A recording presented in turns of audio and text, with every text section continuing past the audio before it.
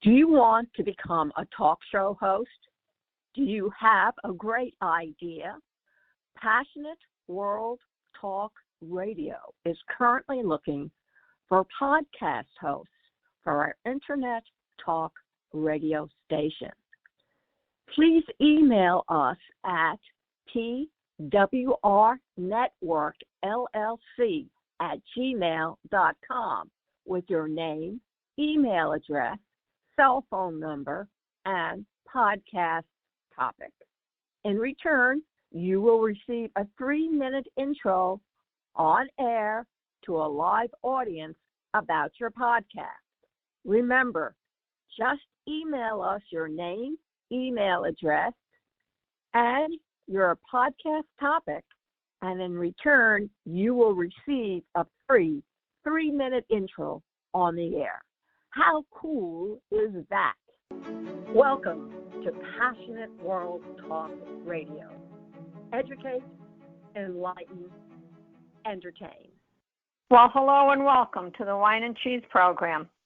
My name is Sheila Wilson, and I am a registered nurse, president of StopHealthCareViolence.org, and a host on Passionate World Talk Radio. Before I introduce my guest, I just want to say a disclaimer. The opinions of the guest may not represent the views of the host or the station. Today, my guest is a woman that has been on my program before, and her name is Debra Falzoi. With Dignity in the Workplace, Dignity Together with Debra. I asked Debra to come on today because of what has happened to the nurses. They have worked, the nurses, with little to no new personal protection equipment. They're short-staffed with too many patients, no breaks, and that is just naming a few. Administration and the CEO, I'll include him in or her in it, is well aware of the circumstances, but I have heard from many of the nurses when they ask for help, when I ask the administrators, sorry for that, their pat answer is, it is out of my control. Debra, we have talked before. You know my main topic is workplace violence from the patient's family, even their friends. Nurses have been assaulted by all of these people. But I feel the abuse the nurses have had to take has been brutal for them. And I don't believe the public is aware of what really is happening in the hospital at that time. So, without any further conversation on my part, hello and welcome, Debra, and how are you? Hi, Sheila. Thanks for having me. I'm great. Thanks for bringing this topic up. You know, there's just so many abuses coming out of especially out of COVID, of healthcare professionals, and it's so great to see you bringing light to this. Thank you. Your program is so good, and you've helped a lot of people. Can you tell the people again? I know that you've told me before. Tell me why you started all this. Yeah, so I was bullied at a university back in 2007 in what I now know was textbook bullying. I spent my role was in communications, and I spent months at this university trying to build relationships with professors, trying to build trust, and improve myself. And there was a higher up who actually wasn't technically my boss, but she oversaw a project that I worked on, who started removing responsibilities. She started undermining me at meetings. She eventually, after I spoke up, gave me a written warning for violating a policy that didn't even exist. And a lot of people came forward and spoke to the head dean about this, to HR about this, and nothing was done. Nothing was done until after I left. And I was rolling along in my career. I thought that she, if I had stayed there, that she could have ended up firing me for no reason other than the fact that she felt that I was a threat in some way. There was not at any point in time any conversations where she, sat with me and explained that there were performance problems. And so I quickly learned after doing some research, and like I said, this was back in 2007 when there wasn't really much information out there about workplace bullying or workplace abuse. But ultimately I did find a professor in Boston who was, which is where I was working, who was putting forth legislation about this issue. And this was, like I said, over 10 years ago. I took my background in marketing and design and web design, and I just said, I'm gonna see what I can do with this. I'm gonna try to educate people around this, build a base around it, and kept educating myself at the same time. And I don't know, it was just sort of these factors from my past coming together of like wanting to find something I was passionate about, and this idea since that time, seeing certain patterns over the course of my career that really are in line with the research on this topic. And like the more I still continue to research on it, there's just such a playbook to this, and such a the more we learn about this, the more there's just such a clarity to how this is all structured to basically reinforce the power systems that exist. Well, that sounds pretty scary. Yeah. To have a whole group above you, and you're working so hard to please them, do a good job, and they get frightened of what you can do and try to put you down. Yeah, that's it. Nice. That's it in a nutshell. Oh, sorry. Go ahead.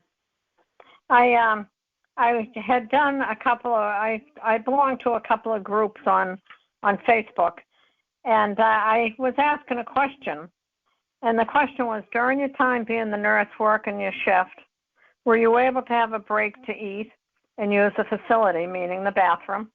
Did you have enough help when one of your assigned patients was so sick you were afraid to leave? And where were the physicians in your area? Did they help? I got an awful lot of responses from that. And a couple of these responses were pretty frightening. One girl told me of one nurse. She said that the doctors basically weren't allowed to come into the unit because administration didn't want them to get sick. So they never really evaluated the patient. Now, were they evaluated in the emergency room? And could they do everything behind the scenes? Well, maybe they could, but I'm used to having a doctor evaluate their patient in front of me when I was in the units. And that's very scary. Another nurse mentioned that no physician ever helped, but yet another nurse said the physicians were there. So I'm talking about the 50 states that I've got. Well, I don't have answers from 50 states because I didn't ask which state they came from, but it's very diverse. Another couple of answers were I had to leave because I was afraid I would lose my license, my nursing license. Management, because they were told that they were essential management, they weren't entitled to have any type of breaks. So they had to continue to work. If they were short-staffed, they were mandated to work overtime. And that meant you worked your 8-hour shift or your 12-hour shift, and then you could work another 4, 8, or 12. And that's kind of abusive. And I think back to when the pandemic first started, and most of these nurses, I believe, worked the whole pandemic. But many of them didn't want to get their fare. They did it out of the goodness of their heart because they certainly didn't get paid a whole lot of money extra. They left their own home, left their family to take care of the patients. And that's what nurses do. However, when you're in a situation like that, how can you possibly work when you don't have enough personal protection? Right. And, if we go back and say, the personal protection equipment, they had maybe one N95 mask for 3 months. Some nurses had one mask for 6 months. I mean, certainly within 6 months and 12-hour shifts or 8-hour shifts, you sneezed into your mask, and then you were supposed to put some sort of chemical on it, dry it into a Tupperware container, and then that stopped for a while. Then I know some hospitals had the nurses sign saying that they knew this was all going on. And I don't know if that's to hold for later on in case something happened, if they end up with respiratory problems. So I called you because I really feel, I've watched your website and we've been doing all this. I just believe that these girls are under bullying, and not just girls, because many nurses are males now. And it's like workplace bullying. If you don't have enough time to use the facilities or have your lunch, what type of a nurse is taking care of a patient? Would you like that type of a nurse to be taking care of your mom, your dad, your sister? She's exhausted, and nobody's giving her a break. I mean, this to me is just maddening. Yeah. What do you think we can do about this? Tell me about your program. Can you help us at all with the nurses? So my work is in supporting the people who've been abused at work on the one hand through my work with Dignity Together, and that is mostly digital courses in both navigating from workplace bullying and healing from it, with the idea that connecting with other people who've been through similar experiences can help us feel heard and understood.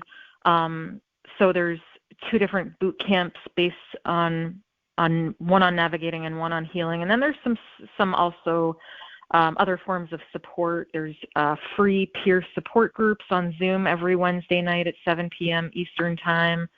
There's coaching on Zoom, resources for legal help, therapists, coaches, career coaches.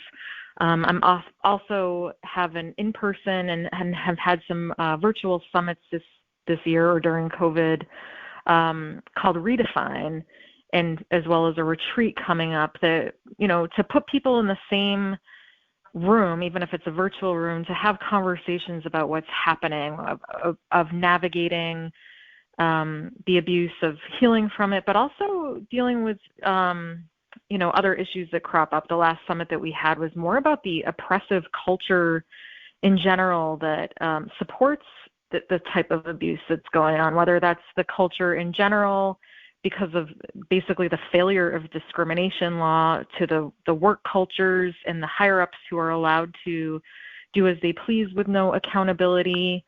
So those are some of the ways that we're supporting people who've been through this. And then also I'm part of the National Workplace Bullying Coalition, where we have a whole list of resources on our website. But we're also taking a more proactive approach with this by trying to introduce the Dignity at Work Act in all 50 states. We have it.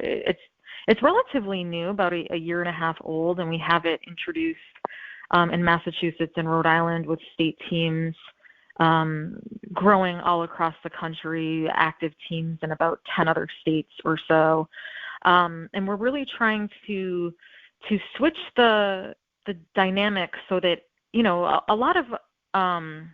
lot of employers have this mentality that, workplace bullying or abuse goes on, but it just doesn't happen here. So they might do trainings about this issue or even have a policy, or just specifically more about illegal discrimination and sexual harassment.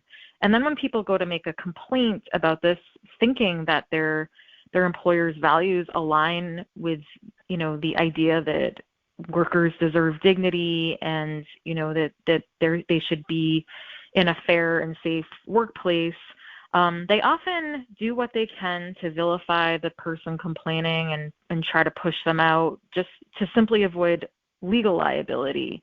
And so we're trying to flip that script and say that they would be liable if they didn't do something about it. And we know from discrimination law that it's not, a foolproof system. There's still it still happens with sexual harassment complaints, and people, millions of people get sexually harassed every year, but yet very few actually report them. So there still is this culture of fear of retaliation, but we're trying to move the needle and really focus on more of a preventative aspect to making our workplaces safe. And so we have opportunities across the country for people to get involved in introducing the legislation. There's also opportunities in the coalition to get involved with research, with working with unions to get language and collective bargaining agreements, to do outreach with organizations. And I feel like and then to work on marketing and fundraising. So, we're really trying to tackle this from multiple angles of just, on the one hand, giving support to the people who need it and are in either a crisis situation or just can't enjoy their lives, all the way up to the people who feel like they've healed and recovered enough to be able to,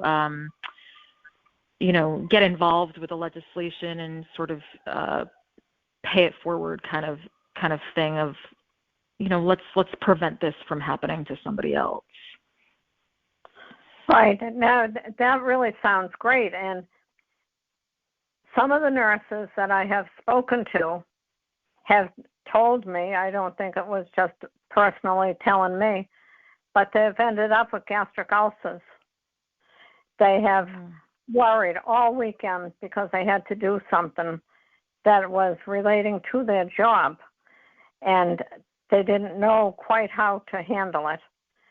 So it seems as though they're emotionally or physiologically, ruined, but not ruined, but they're really having a tough time with this.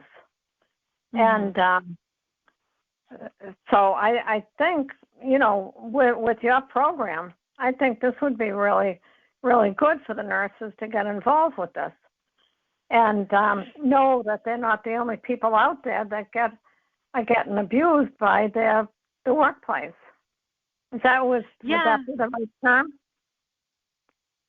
Abuse? Yeah, I mean, this is abuse. Yeah, I call it abuse more often than bullying, because bullying kind of people think of the schoolyard, but these schoolyard bullies grow up, to be adults, and they end up using those same tactics, or just people might sort of lean more into this cultural, I guess, rewarding of power and greed and competition, instead of, this collaborative, caring, nurturing type of mentality where, we actually see that this epidemic of workplace bullying in these industries, a lot in social services, because you have this group of people like nurses or teachers who want to do good for the world and their organization, and that worldview is clashes with that power, greed mentality of the people, higher up who take this whole mentality of keeping their businesses lean and wanting to be productive. They take it so far that they're actually doing that on the, at the expense of their employees. So when you mentioned, understaffing, or working really long shifts, these are all forms of abuse that just don't acknowledge the fact that we're human beings and we deserve to have our health and our dignity. And when they're using these tactics, it results in trauma, and that trauma is real. And one of the best ways to get at that trauma is connection, especially. A lot of friends and family don't necessarily want to believe that these things are actually happening. We want to believe, often as bystanders, that we live in a just world and it's in a fair world. But the reality is that these things are happening, and they're widespread. They're a result of this history of, reinforcing hierarchies, especially around demographics and stereotyping. We really haven't had much of a disruption to those social hierarchies since, the Civil Rights Act, or Title VII of the Civil Rights Act was made law in 1964. We're not seeing much change because a lot of people in power want to hold on to that power. They don't want to share it or give up much of it. So a lot of these abuses are the result of that, are the result of just this historical clinging on to power and just really wearing down the people in like a master and servant type of setup that isn't healthy for the people who. It's not healthy for society, but it's also just not healthy for the people experiencing it. And it's especially problematic in healthcare, in education, because that trickles down to patients and students. And makes, it lessens the ability of nurses, even doctors, and teachers to be able to perform their jobs adequately. And patients suffer from that, and students suffer from that. Right. I was talking to this nurse about, she was saying that their staffing was so poor. And I asked her, I said, if I come into the emergency room and I had chest pain, would you be able to stay with me? And she said, if I had 5 other patients or 6 other patients, no. I said, well, suppose I ran into a deadly arrhythmia. And she kind of said, I hope I can run fast to get back to you. And it's like, how can one nurse take care of 5, 6, 7 patients in the emergency room? And now, when we were talking about the pandemic, these people were sick. They couldn't breathe. They need to be intubated. And how can one person be held responsible for all of this and actually go home at night and sleep? It's you worry about your license. You worry about the patients. And I know what that's like. You know what you do on your job. And, just like firemen have their jobs and police have their, and we don't know. We don't walk in their shoes. The nurses have had such I think it's been brutal for them. And even though they were called heroes, they weren't being treated as heroes in their own organizations. And maybe I shouldn't be saying this, but I've been hearing from too many of them, and too much has been going on. They're sick. They're really feeling sick. I mean, to get a gastric ulcer over the fact that you have too many patients and not enough help, and it's your responsibility. That's I don't know. Is there any other solutions? Yeah, these traumas they wear on us. They manifest in these physical, problems. There's so many physical stress-related problems from getting abused at work. There are so many, tactics. You mentioned like the overload of nurses. The example you gave of the person having to manage, too many patients at once. That's one of a huge tactic in workplace bullying is unreasonably heavy workloads, where you're just pushing work onto these workers as much as you can until they break, and that's kind of the goal. because as you know, you'd kind of pointed out the formula before, there's such a case of people higher up who are often either unethical or incompetent. They're feeling threatened by people below them on the hierarchy who are competent and are ethical. And, you know, that's certainly a dynamic in our hospitals when, you know, these nurses who care about health and their patients, they're actually becoming the people who end up in the hospital because the employers just aren't caring about their well-being, and it's their responsibility to do so. It's their, you know, hospitals are businesses, and to be in business, you need to be able to afford, you know, to financially afford your employees, but also to make sure that they're well enough to come into work, and they're just, and to just treat them like human beings to make sure that that happens. And we're seeing all too often, you know, just too many employees suffering so that their employers can thrive, and it's just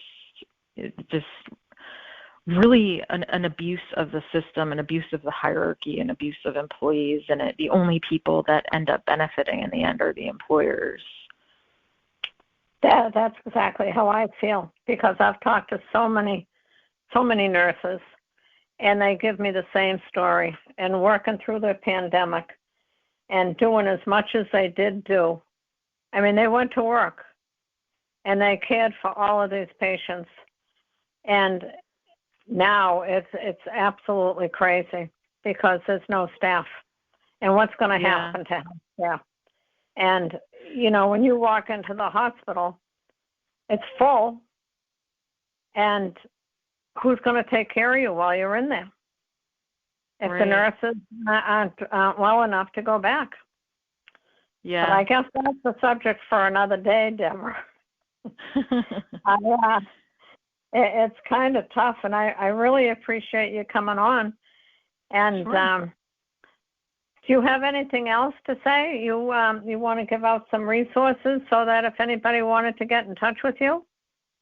Sure. Yeah. Well, first of all, thank you for talking. You know, for discussing this topic to begin with. People can visit dignitytogether.org/targets to see some of these resources. There's actually a quiz a lot of people, you know, have been bullied but don't know that they've been bullied. So there's a quiz to just, you know, there's a ton of different tactics that can be used, but this covers a lot of the basic ones to educate people so that they can name it that they've been bullied. And then, you know, access to a lot of the resources I mentioned. So that's at dignitytogether.org. And then workplacebullyingcoalition.org is the website for the National Workplace Bullying Coalition, and you can get to dignityattworkact.org, which is the legislative website, through the coalition website, but you can also just go directly to dignityatworkact.org. Well, that sounds fabulous. So I'm going to thank everybody that has been listening here. And I want to especially thank Lillian Caldwell, who is the CEO of Passionate World Talk Radio, and Jeannie White, who is the station manager of Passionate World Talk Radio.